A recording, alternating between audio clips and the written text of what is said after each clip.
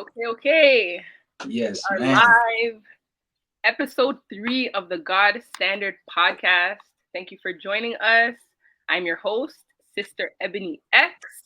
And on the God Standard podcast, as you know, if you've been watching, our aim is to bring light and life to the original people of the planet by sharing the stories and the conversations and experiences by those who are using the teachings, using this divine revelation and instruction to be the gods in their respective lane, in their life, etc. So today, before I say that, as we do strive to do all things, Bismillah, today our guest is Brother Joshua Muhammad, the one and only.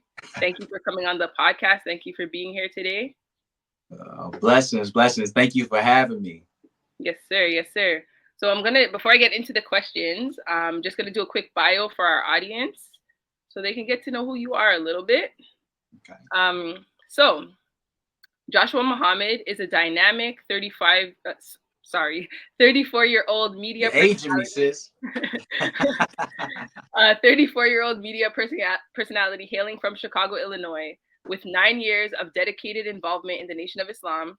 Joshua is a passionate content creator, insightful public speaker, talented artist, and committed student in the ministry class. Now based in Los Angeles, California, he continues to inspire and educate through various platforms, blending his rich cultural background with his creative endeavors. Joshua's multifaceted career and deep rooted commitment to his faith make him a compelling voice in both the media and religious communities. Yes, sir. Yes, sir. That's I love right. that. I love that. And that's exactly why I asked you to be on the show today, because I love the way that you bridge the gap between the culture and righteousness and our religion and what we're, guided to be and do. So Yes, thank you. Thank you. yes. Thank you. Blessings, blessings. Do you have anything additionally to add about yourself to our audience? Oh, above all things, I'm just your brother, and I'm thankful to be here, to be building with you on this beautiful platform. And, inshallah, if it be God's will, man, we'll inspire the hearts and the minds of the people. Yes, sir. Praise be to Allah. Okay, so I'm gonna just jump right in. And my first question is, what was your like? Could you tell us a little bit about your introduction to first seeing the teachings, coming to the mosque, like that kind of thing, and also to like what your life looked like right before kind of coming into that? Oh, absolutely. So I was a musician, and performed for years. I had been performing, singing, dancing, acting, all the whole nine in the entertainment industry. Probably since I was probably like 12, 13. Started off with like small talent shows, and then that grew to working in some music studios, and even touring with certain like performing arts groups. And yeah, that was my life. And then even cover bands and performing my own music. So right before I came in the nation, I was somewhat of a rock star. I like to say, that was my background. I was doing probably like three, 4 shows a month in various like clubs, bars, that whole deal, booking agent, the whole nine. But it wasn't until my first son was about to be born, and that scared the hell out of me, you know, mainly because I knew that I needed to be a better man for him. Anybody who's familiar with like that type of lifestyle knows that like it's a lot of fun. You know what I mean? Like it's you at different places, you meeting different people, you at clubs every weekend. But a lot comes with that. That's not righteous, if you will. You know what I'm saying? You got the drugs, you got the alcohol, you got women, you got all these things, all these vices at your fingertips. So deep down inside, I knew that I should be better and I should be doing better, and I wanted to do better, and I wanted to be better for my son that was about to come into the world. And that's where my journey began. Really, is studying on YouTube, trying to just come across anything of consciousness that I could get my hands on. And then I came across this man by the name of the Honorable Minister Louis Farrakhan, and I was actually reminded of him. I was reintroduced to him because when I was 12 years old, I was on LimeWire. You remember LimeWire? Yes, sir. Yeah, I was Back in those downloading, days. yeah, downloading good illegal music, right? I was on LimeWire downloading all type of illegal music, but I stumbled upon a song called "A White Man's Heaven is a Black Man's Hell," and it was by the minister, and I Mm, had no idea who he was at the time, but I fell in love with this song, not even knowing it was the teachings, and I memorized that mm, whole song from beginning to end. So when I was reintroduced to the minister on YouTube, I recognized his voice, and I was like, "Whoa, that is the man that I found on online wire years ago." right, Yeah, and I was infatuated, so much so that I began on that rabbit hole on YouTube, trying to right, just anything I could get my hands on, and was inspired and knew that I had to follow up with what I had just like learned. And so I ended up calling the mosque like that same day, like, "Hey, when y'all meet?" And they were like, "Sundays at 10:30," and this was Mosque Mariam. So I'm like, "Okay, where y'all at?" And they like 7351 South Stony Island. And so I showed up that very next Sunday, and student minister Ishmael spoke. I'll never forget it. And it was like all the words he was speaking, just like it ninja kicked me in the chest. mm, Like, bow. I'm sitting there like, whoa, whoa. Just so much truth, so much truth. To the point where, when it came time for acceptance, it was easy. It was easy for me to stand up. right, right. Well, praise be to Allah. Glad, Yeah. glad, glad to have you home. Yeah. Glad to be home. Right, right, right. So, can you speak to, because any of us who have come in, we know that it's always a challenge to kind of, whatever we're in, it might not be the music industry or what, it's always a challenge to kind of kick old habits or put things behind us. Right. Um, coming from, a lifestyle that is so, I want to, so basically so in the depths of all the vices, as you said, Yeah. right? Like, how was that? How was it to, as a young person, you know what I mean, to put that behind you and go all in, kind of thing. Well, it was easy for me at first, if I could be honest with you, because I'm anything that I'm inspired by, anything that just moves me, it's easy for me to just like go all in. Right. And that's what I did. It was the timing for me was perfect. So I can't say that I had like a real struggle in terms of leaving that life behind, because what I had found before me was so beautiful, which was Islam, and and I just fell in love like instantly. Right. And so if for me, I really didn't wrestle with the world at first. That happened later on. That happened later on in the ranks. But at first I was so zealous, you know, that it was easy. It was an easy transition. Right. And I guess it kind of the timing worked out for you too, because you were having your son, so it was like you kind of had extra incentive to kind of get it together. I would think. Yeah, absolutely. It was like, as I mentioned, like, it scared the hell out of me. Right. Right. Right. Right. Like, and I was just like, oh Lord, I got a whole child about to come up in here. Like, you know what I mean? Like, what is going on? Right. Right. Right. Right. Okay. So I personally remember you from back when I first started coming in and you were on the rostrum and you were Yeah. speaking. Could you tell us a little bit about like how you came into like the ministry class and like what was intriguing to you about it? What do you love about it? Oh man, I came into the ministry pretty interestingly. Like, for one, let me just say, like, I joined the Nation of Islam to serve, just to help. Yes, sir. Like, that was my whole purpose of coming in. I was happy on doorpost. You feel me? Like, I was just excited to be there. Like, it Right. didn't matter what I was doing, where I was at. I was happy. I first started out, I was on um uh front rostrum. In fact, I stood front rostrum um at 10/10/15, the 20th anniversary of the Million Man March. Yes, So sir. that was incredible for me. And then shortly after, I was invited to student minister Ishmael's security detail, and I was on that only for like a couple of months. And one day, Minister Ishmael came to me and he was just like, "Brother, I think you have a spiritual gift. And I was like, yes, sir, the minister. And he said, I want you to prepare some words on what Islam has done for you. And I was like, okay. And he was like, all right, you'll be speaking Sunday. I was like, whoa. Because this was like, I think like a Friday or something. And I was just like, Right.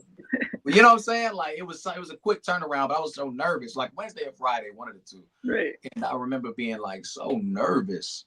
And but I prepared my words, and I got up there to speak, and just the spirit of Allah came over me, and I was deeply, deeply moved by just by how well I was received by the audience, and then the words, and in church we say he caught the Holy Ghost.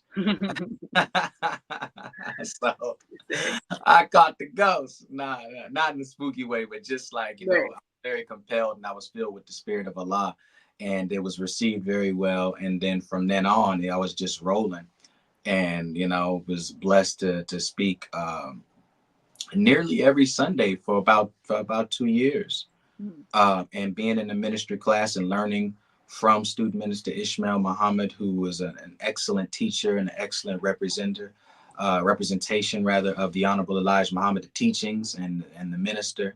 And it was just awesome, man. It was a great experience. Great Right. experience. Right. Beautiful, beautiful, beautiful. Yeah. Okay, so just to our listening, watching audience, feel free to ask questions. You could just comment below and ask a question, and I will, put it forth to our guest. Yes. Yeah, so I want to get into, as we know in the nation for the most part, that the minister has taught us that we are the Joshua generation, right? Like we are taught that we are the generation that is fearless, that is gonna like push through to the other side, kind of thing, and we have a heavy uh, job, I guess, on our shoulders, right? And I know, sometimes it's like we not sometimes it's like, but for us it's not just like coming into the teachings is not just dressing up in white on Sunday and coming Right. to church and just holding a place. It's like we have work to do. Like we have people to resurrect, we have our people to teach, like we have things to do, right? Yes. So would you be able to speak on that, but also and I mentioned it before, your ability, like I think you have a really, really beautiful and special ability to bridge the gap with the culture and religion. Like you can go right into the culture, like you have an ear, you have a hand in it, where you can go right in and grab our people, but tie it back to the teachings always. And I love how you do that. So could you speak to that in relation to being a soldier of the Joshua generation? Yeah, absolutely, and thank you. I really appreciate that. That just comes from like not condemning our people, not looking for that. I'm always I try to see life through the lens of the teachings of the Honorable Elijah Muhammad. So if it's anything that's going on, I'm always trying to relate that back to my Islam. I'm always trying to relate that back to the teachings, and I'm always trying to see the good. Like as we taught from our lessons, man, to settle on the best part, you know. And so even when a situation is perceived as bad in the culture, using that opportunity, using that situation to lift up something that can be of good. And I feel like that's what our job is to do in this quote unquote this Joshua generation, is to not shy away from things that's happening in the culture, but to see them through the lens of the teachings, and to use what's happening in the culture to inspire and to elevate the consciousness of our people. And so like I come from the culture. You know what I'm Right. saying? Like I was raised in this. Like it's not like something that's foreign to me. And as I was talking about earlier, when I first came into teachings, I was super zealous. I was like overzealous, you know what I'm saying? To Mhm. the point where um you know what I'm saying, I was putting my bow tie on my forehead. As I tell people, what I mean by that is trying to go around, I'm Muslim, I'm in the nation of Islam, you can't do that, you can't, you know what I'm saying? It was turning people off. Right. But the more you study and the more you learn and more you grow and mature, you start to realize, hey, I don't need to behave this way. All I need to do is be the clean glass next to the other glass, the dirty glass, if you will. And so part of what I strive to do, whether in real life and on social media, is be the clean glass and take everything that I see happening in the culture, everything I see happening with our rappers, with our artists, with our athletes, and use that as the catalyst to lift up something from the minister, the messenger, or the God Himself via the scriptures. And that's my goal, and I feel like that's all of our goals, man. Is Right. to just when we have the heart uh, first to care enough for our people, then the work becomes easy. You Right. know. Right.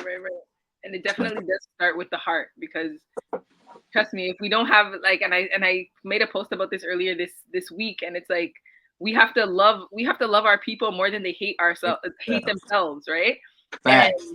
it starts with love of our own selves, and then we can love our people rather than like what you said, being like, I have the teachings, I'm better than everybody, I'm on this like Yeah, high yeah, that's horse. It doesn't. We're not doing our duty if that's how we operate, right? This right. doesn't work that way. Absolutely, absolutely. Okay, so speaking of the culture, um, one of like the hot topics, as you know, is this whole male female battle that's been going on. And Yeah, yeah, for me personally, like when I see certain things, right, and I see the energy and the rhetoric, I guess, that's going back and forth, I always think of like the teachings, and I always think of the fact that like a lot of these problems have been solved within the teachings, you know what I mean? So yeah. um it's just that our people don't know, and a lot of times we're so emotional and so hurt that we share this information out of pain, and it spreads like wildfire, and people kind of take it as gospel, right? So I was wondering if you could touch on, however you want, maybe some of the ways that the teachings could be, medicine for this particular like issue that we have in our community. Absolutely. I think it starts um really a lot. Much of it is with the man. I know the Honorable Elijah Muhammad taught us that 75% of the work was with the woman, but he also taught that every no good woman was made no good by a no good man. you know and a lot of times we as brothers like to look at our women and blame and play the blame game, and she not do this and modern women do that, and da, da, da, da, da, instead of just really settling on the best part of our queens and understanding that we all living in a world where we're born in sin and shaped in iniquity, as the scripture says. And so ain't none of us behaving like ourselves. So when does the cycle stop? you know and if we as men would assume a greater responsibility, I'll speak from that position because of course I'm a man. But if we as men would assume greater responsibility for our women and take that standpoint, then I believe the cycle will stop. And that's something that's found in the teachings of the Honorable Elijah Muhammad, is that we're taught to respect and protect the black woman, Right. even if she doesn't respect herself. And that's something that's hard for a lot of our brothers to do. Is, man, she ain't worth no respect, things like that. It's like, nah, bro. Like, you looking at the product of what white supremacy made. And I'll quote my brother Dr. Wesley when he said, God made man in his image and after his likeness, and the white man made niggas in his image and after his likeness. Right. So niggas are a real thing, male and female. They are the Frankenstein of white supremacy. And it's not until we understand that and we look into that, deeply into that, we can begin to see what's occurring and have more empathy for our brothers and sisters, even when we see them acting other than themselves. And that's what the teaching is really meant to do. It's meant for us to, as the Honorable Elijah Mom said, every time you look in the face of a black man, and the black woman is included in that, you're looking in the face of God. Right. So we really have to take on that position. And when we take on that position, we start to see our women for who they really are. And we stop this whole back and forth things that's going on and pitting. That ain't nothing but Willie Lynch 2024. That's all that Right. is the Willie Lynch Absolutely. 2024 on Right. social media. Now it's amplified. Right, right, right. And that's another thing too. And if you could speak to that, I would appreciate that. Just the fact Yeah. that um when it comes to the teachings and using social media, like we've grown up. I know you said LimeWire, so we've grown up in the era of social media and being in contact with people and MSN Messenger and those kinds of things, right? And this is like obviously the first time this is happening. How has social media helped you in the mission specifically? Oh man, it's helped me tremendously.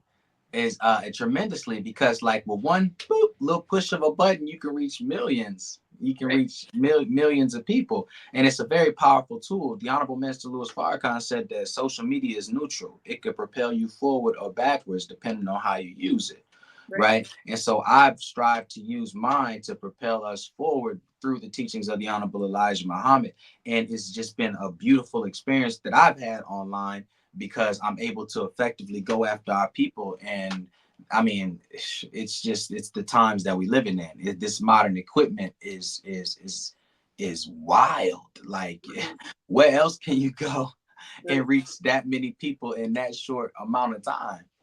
And so we would be wise to learn it, like use it just like you're doing, and get after our people, get after as many of them as possible, and understand that, like, we got to meet people. Going back to the other question, is what the culture is, we got to meet people where they're at, mhm, you know right, so they got the rappers have their ear, the beats got their ear, what I'm saying, that little bop, right, that, we ride to, we like that. We are rhythmic people, we are soulful people. So oftentimes in my music, like I'll put that pop into it. But with the content, what are you listening to?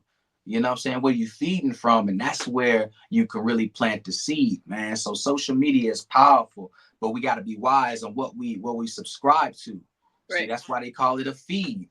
What are right, you feeding yourself? What are you consuming on the daily basis? We sit on there and we get to scrolling, and just, it's easy to get consumed by filth on there right. because the enemy using it as well. Best Absolutely. believe they using it as well, and they dropping.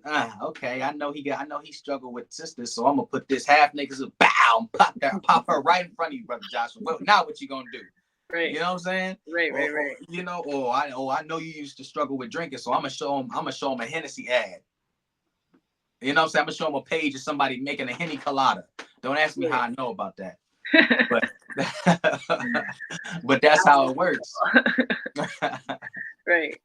Yeah. But no, you're absolutely right. It's all in how we use it, and I think it's incumbent upon us to use the tool for good. You know what I mean? Because Yes, like the devil's using it too, right? So all like we day. have to meet our people where we are, and sometimes it's like our people, and I think you kind of touched on it. Like sometimes our people, when there's such a huge gap between where they are or where they see themselves at and where they see you at, it's hard to make the connect. So if you're like, yes sir, no sir thing, and it's like it's hard to connect with them. That Yeah. comes for sure, the order, the discipline, it comes absolutely, but you kind of have to meet them like let me shout out your hoodie. I love that hoodie. Message to the Blackline hoodie, like something like that. And You know what I mean? It's like let's meet in the middle here. It doesn't have to go too far. right.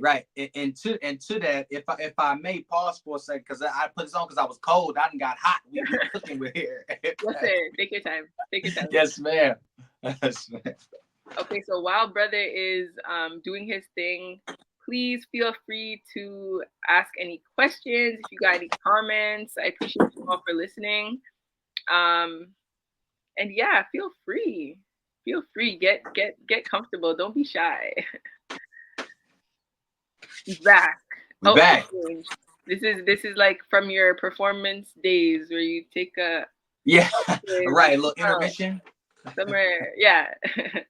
Okay, so I want to get into some like healing stuff Okay. because I actually you've shared quite a bit of your experience and journey with like dianetics and auditing and stuff like that, and I actually I reach you don't know this, but when I reached out to you back months and months ago, just because I saw you going through the process, and I was just really curious. Because of the conversation we had, I actually was able to go and get like a whole bunch of auditing, which was such a blessing to me. Like, I'm so grateful for that. I'm so grateful that I got Praise out of my head and just went and did what I was supposed to do. beautiful. And I see just, and I like I said, I didn't do a whole bunch, but just the little that I did has been a game changer, So I Oh, definitely praise see be. why it was recommended for us. I see how it's beneficial for our people. And I want to know if you could just share like your experience, why you got into it, and how it's affected your life, how it's changed your life, and yeah. Man, well, praise be to Allah. I'm so glad to hear that. Like honestly, that warms my heart. I'm thankful that I could help in that regard in terms of just with the science of auditing. It's changed my life. I'm very very open about it. I was introduced through the science of auditing through the Honorable Minister, excuse me, through the Honorable Minister Louis Farrakhan. Um, I was always intrigued by it, didn't quite know what it was. And for the listening audience, auditing is a science of the mind. It's a therapy of the mind that's used to help us alleviate the mental baggage that we all have and that we accumulate as we, matriculate throughout life. Um, so the Honorable Minister Louis Farrakhan, he put it like this. I heard him say that the greatest gift we could receive after supreme wisdom is a technology that will allow us to manifest it. You know, the greatest gift we could receive after supreme wisdom is a technology that will allow us to manifest it. And so he said that technology was the science of auditing. So while I was in Phoenix, I was going through a really, really tough time, man. In my marriage, I was going through a tough time internally, being alone. And it's not until sometimes like you kind of hit rock bottom that you really start reaching for something that'll help. And so I recalled the minister talking about dianetics and auditing. And so I just so happened to, go into a church of Scientology, to be like, man, what's to this? And they did an excellent job of describing what it is. They did an excellent job of showing me the benefits. And I purchased a book called Fundamentals of Thought. And similarly to Message to the Black Man, I read that book in like 2 days. I was just like, whoa, because it was so consistent with what I already believed. It was so consistent with the teachings. Right. And so it just made sense. And I went back in for some auditing, some Dianetic auditing, and it blew my mind to know, to like start to get to the root of things that were really really affecting me. For example, my father passed, and about 13 years ago, and I was there right before he passed, and I watched him struggle. I watched him be in pain, and was there like literally moments before he died, and that really really affected me. It was traumatizing for me, but it was the auditing that helped me to see that situation in a different light. It was the auditing that allowed me to kind of get over that and to get through that, and to not have so much charge or pain associated with that moment. And yes, it's still a sad thing, but I no longer have that I don't have that burden. I don't carry that with me anymore. I just have a totally different viewpoint on it.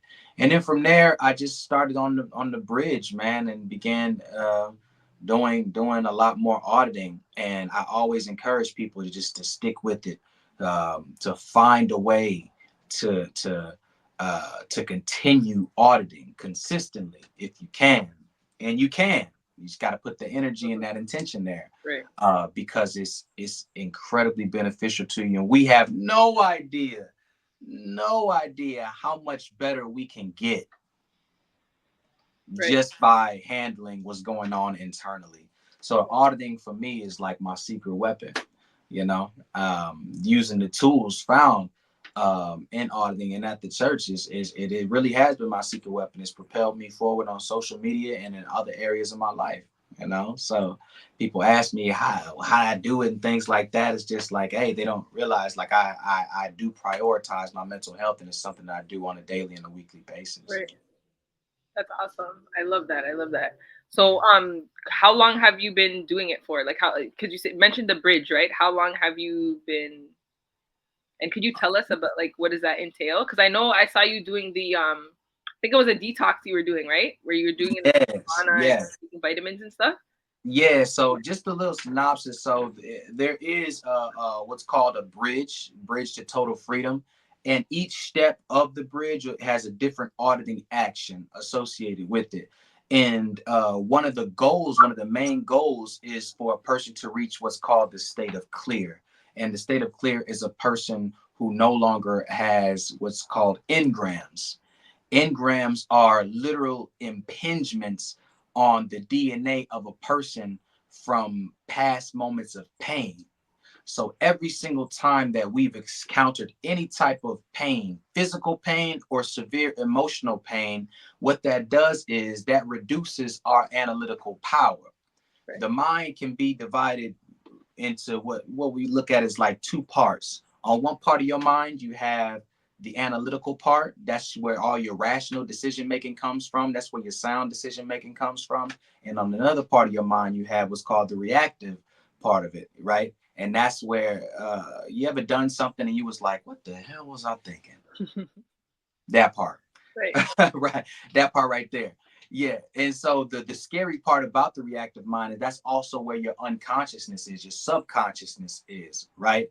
And so what happens is when we encounter moments of physical pain or severe emotional pain, that reduces our analytical power. And it's like a computer will shut down so that it doesn't destroy itself. Right. The human mind reacts the same way.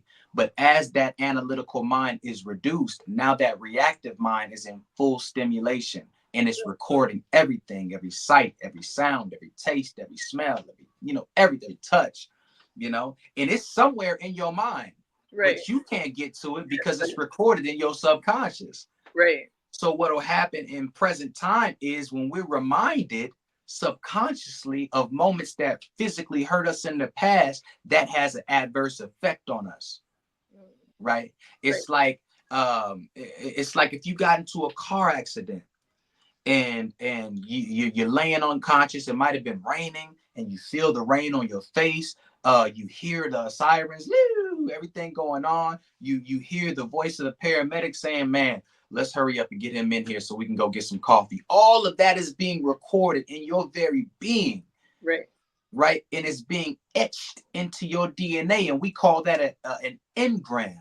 So Right. later on in life, it may be raining. You may feel the rain of that. You may hear a siren in the background. What's in the environment, if it approximates the environment in which you got hurt, now that engram can be keyed in and it can be re-stimulated. So now what'll happen to you? You may start to get a headache Right. for no reason. You may start to feel anxious. You may start looking at somebody like, "I knew I didn't like that person." No, they just remind you subconsciously of a time when you really got hurt. Right. Right. Right. Right? And so if you were able to erase all those moments of pain, then obviously you would be more rational, you would be Right. more at peace, you would begin to go after all your goals and things that you want to accomplish without having any apprehension at all, because all irrational thoughts or behaviors stem from engrams. Right. All of it. Right. All of it. So I wanna start that show, but I don't know how. Or I wanna do yeah, all of that. Something behind that. Right. Right. Right. And we don't that you don't even know. And so the goal is to erase fully all of those moments and give a person a lasting, more fulfilled life and more purpose driven life. And so on the bridge, as you're taking different steps and you're going through different things, there's certain phenomena that take place, but they happen subtly. They happen what's called on a gradient. So Right. it's slower, it's smoother, and so it's like if you're trying to teach a toddler how to ride a bike, you wouldn't just slap them on the bike on a two-wheeler and say, "There you go."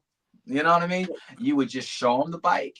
you would put some training wheels on them and you would go behind them, and then slowly you would start to take the training wheels off, and then slowly you would start to remove yourself and they would go on by its own. Well, we can do that spiritually through this technology. And Right. so one of the major steps is the purification program, because it was discovered that before you can truly address what's happening internally in the mind and the spirit, you have to handle the body. Many of us have taken drugs, many of us have taken alcohol, many of us taken prescription medications and perms and different toxins throughout life, and all of Right. that has been accumulated and is still laying in our system, Right. and that can come back in present time and cause us to act other than ourselves. So the purification program is meant to detoxify us from that, so that later on the bridge we can start to truly handle more of the spirit and more of the situations in the deep past that have affected us. So I've been blessed to do a lot of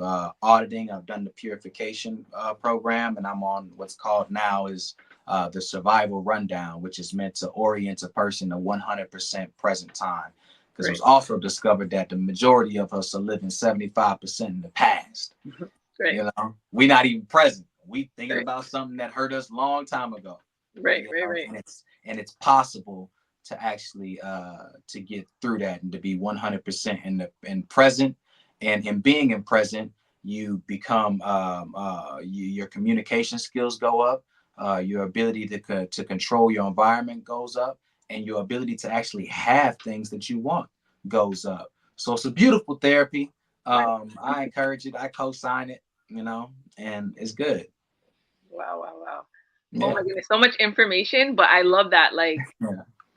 I'm not even there yet, but I can just, like I said, the little that I have, I can attest to the power of this, and I believe the minister Yeah. 100% when he says that we all, he said all Oh, need auditing, all of us. Like yes. we were Yeah. all, and what was so interesting to me is when it comes to the engrams, and for those listening, engrams, and you can correct me if I'm wrong, can be akin to like a trigger, right? Like how we Yeah. would modern day call it like triggers. Like we all have triggers, right? And I laughed when you were speaking about like, oh, you want to start the show, but you can't do it for whatever reason. I spoke about this in episode 1 where I had this idea for this show for months, and the majority of the months that it took, the reason why it took so long is me battling with myself, is me Battling with yourself. trying to rationalize the nonsense that my, what is it, my subconscious mind is telling me, right? Yeah. So I can definitely, yeah. And it's also cool too how when you're doing auditing, Mm-hmm. and this has been my experience, when you're doing auditing, sometimes it's not easy to make connections in our logical mind of like, okay, this instance or this trauma causes this reaction. So sometimes you're doing auditing and you're doing something else, but it alleviates something else that's totally seemingly unrelated. You know what I mean? Just totally Uh, opens you up. So yeah. And that's because of how the reactive mind operates and how it computes. right. A equals A. So going back to the car accident analogy that I gave, um, rain equals hurt body. Mm, You know what I'm saying? Like right. that's how it computed, because you experience rain, or sirens equals headache, Hmm. because you actually were hurt there and you heard a siren. Right. So now that's a part of the engram. That's a part of the trigger. So Right. later on in life, you may feel the rain and you may hear the ambulance. Uh-oh, triggered again. Right. Now this equals pain. So the body will actually start to go through a physical pain. Right. It has that much strength. There's as Brother Nuri said, there's nothing more powerful than a made up mind. And Absolutely. so it's kind of troubling when you think of, damn, how many instances like that have I encountered that are causing me, that make up my basic personality. Right. you know Right. like if I were to get rid of that and I was to actually handle it and go through it, then I would be powerful. You know Right. what I mean? Right. And that's exactly what it does. It unlocks that power that all of us in, through actually getting to the root. As we talk from the teachings, man, get to the root of it. Right. So you get to the root of what actually occurred. And hell, it may even be a prenatal engram, meaning you were still in your mother's womb Right, right, right. when you experience some pain or severe emotion, and you carry in that present day. Yes, sir. Possible. Right, right, right. Beautiful, beautiful. So I part of what brought Dianetics, the technology of Dianetics, to the teachings is because we're taught to constantly be on self development, right? Like we're Yeah. constantly taught to develop ourselves because we are gods. Like we are gods, but you know the enemy has made us into other than ourselves, right? So Yeah. can you speak about, because you've been in the teachings now for a while, um and it's not always a bed of roses, it's not always easy, and you also mentioned before that you know coming from the old lifestyle that certain things may have you know got to you later on down the line. Can you speak to how just the idea of the teachings and self-development, like how has that kept you on the straight path, or even like brought you back to the straight path kind of thing? Oh man, beautiful question. And I have to be honest, especially as this is a follow-up question from the auditing. Um, I want people to know, like, it was the auditing that brought me back to the Nation of Islam. Mm, I left. I was right, done. I was like, I was experiencing so much. I had so much hurt that had accumulated in me, self-inflicted, and from others. And I was done. I was tired. I'm right, like, you know what? I love the minister. I love the teachings, but this ain't for me. You right, know. However, when I really delved deeply into the process of self improvement by way of auditing, I was able to see my own error. mm, I was able to take greater responsibility for what I had done to myself and others. And I was able to remember why it was that I wrote that Savior's letter in the first place. I was reconnected to my purpose and why I said, hey, I wanted to help the minister in the first place.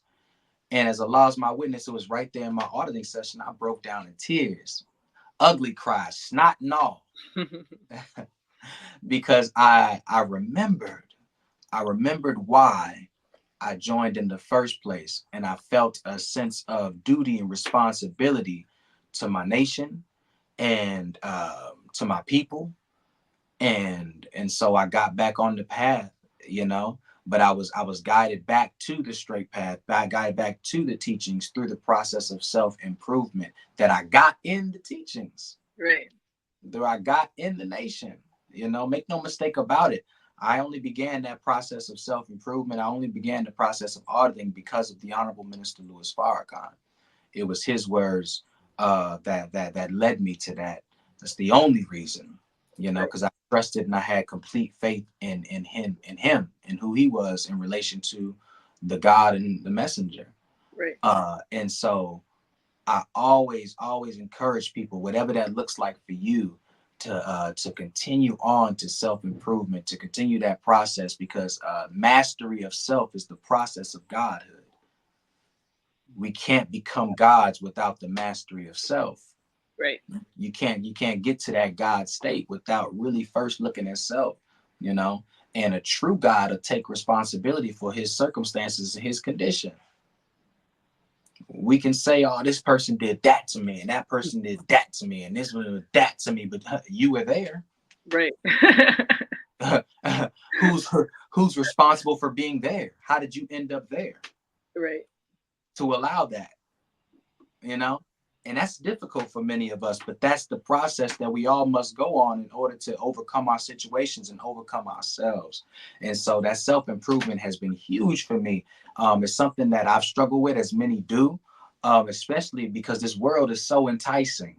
Everything is out there, it's right at our fingertips, and whatever it is that you struggle with, it's easy to get to it because this is Satan's world. right, This is Satan's world. Whatever you struggle with, you can walk right out of your house and get it.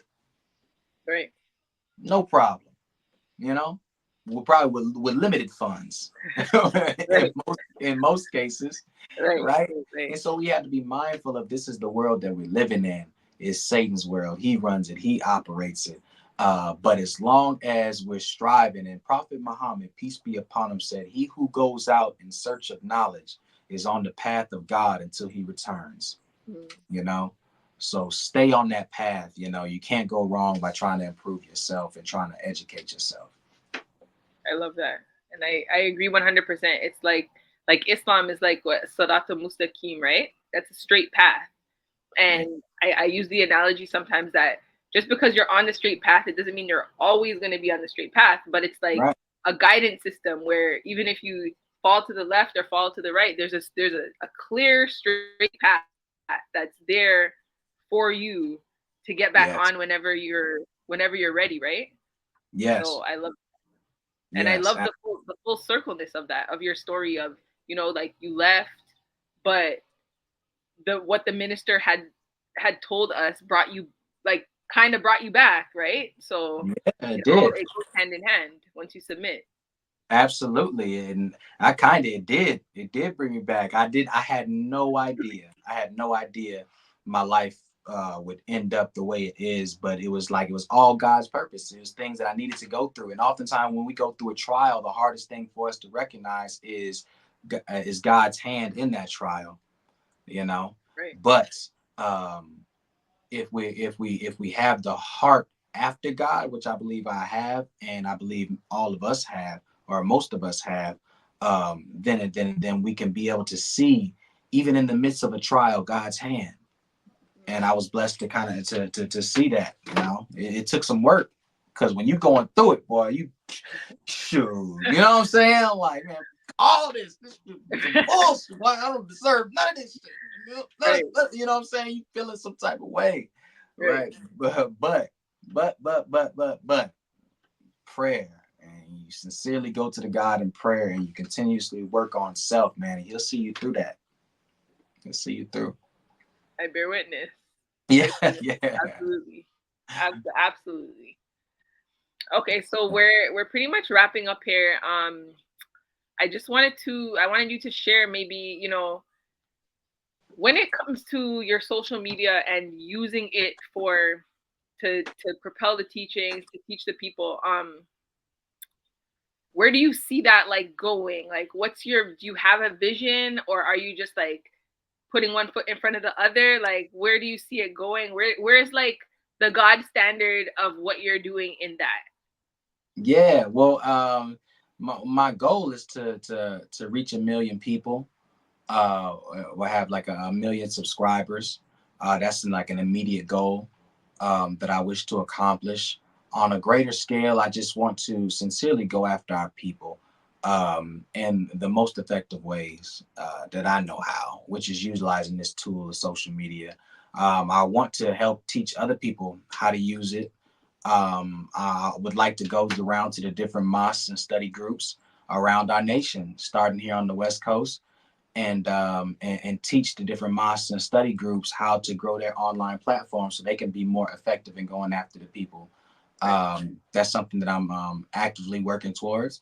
So I've been blessed to kind of to take over the NOI Los Angeles page with others, and we've been blessed to really grow that page and to go after our people in the greater Los Angeles area, and to just to use my gifts and talents online. I try not to let the whole social media thing like be too what's the word I'm looking for? I try not to get so consumed by it because at my heart is really just reaching our people. Right. That's what's the most important for me. Is yes, it would be nice to build a business out of it, which I have. I've been blessed to build a business and monetize on it, but that's not the end goal. The end goal is really just to go after as many people and to aspire as many people as possible. So that's for me. That's the God standard right there, is being effective in reaching our people, and using my gifts, whether it be written word, spoken word, musical, gifts, whatever it is, man, is to no matter what Allah deposited in me of good, is to put that out into the world to His glory and to go after His people. So I am, in a sense, one foot after the other. But I'm gonna elevate the content. Looking forward to taking it to the next level. Right. With new aesthetics, new videos, new type of content that I think people will really enjoy. That's gonna be really engaging and really that they can connect with. You know, just being relatable. Right. Alhamdulillah. And Yeah. you spoke on one thing. Let me just touch on it real quickly. Not to be consumed by it, because, like you said, like the devil's there too. It's how we use it, right? And even for Oh me, yeah. as you know, a content creator, like I'm on here too. It's a constant challenge to be a producer and not a consumer of Yeah. the whole thing. So that's definitely like a little dance, Oh a little yeah. jihad that we have right there. Absolutely. It's tough sometimes. You know, it's definitely tough sometimes.